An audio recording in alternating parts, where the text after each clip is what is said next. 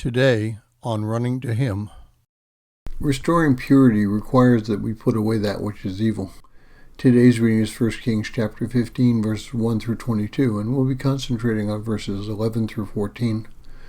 1 Kings 15, 11 through 14 says, Asa did what was right in the sight of the Lord, like David his father. He also put away the male prostitutes from the land and removed all the idols which his father had made. And he also removed Maacah from the mother, from being the queen mother, because she had made a horrid image as an Asherah, and Asa cut down her horrid image and burned it at the brook Kidron. But the high places were not taken away. Nevertheless, the heart of Asa was wholly devoted to the Lord all his days. Abijam reigned 3 years, and after his death, the first good king came to reign in Judah. Of the 19 kings of Judah until the Babylonian Captivity, 8 were considered good, and 11 were considered evil.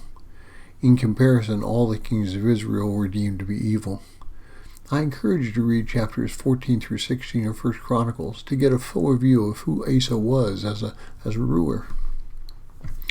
What does it take to destroy 2 generations of your ancestors' history?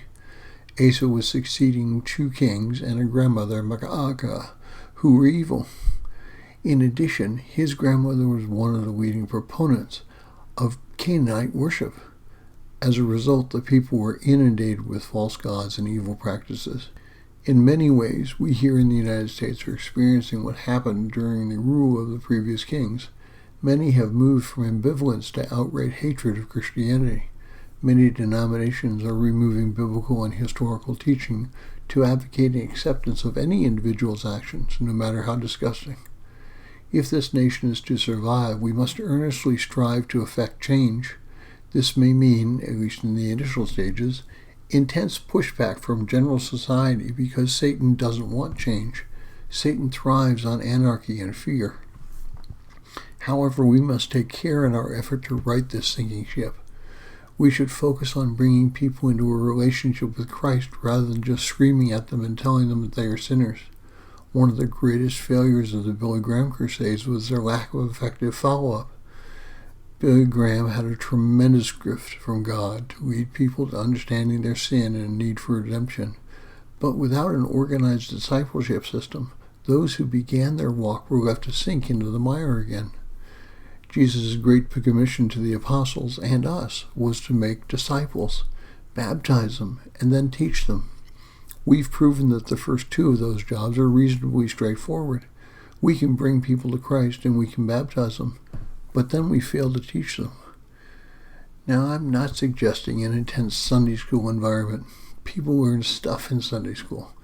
I'm suggesting that we teach them through our lives. They will imitate what we do if we are ourselves living a life of devotion and dedication to Christ. But if we are just playing the game, as most of us seem to do, they will follow that lead as well. God calls us to be witnesses of His love and grace.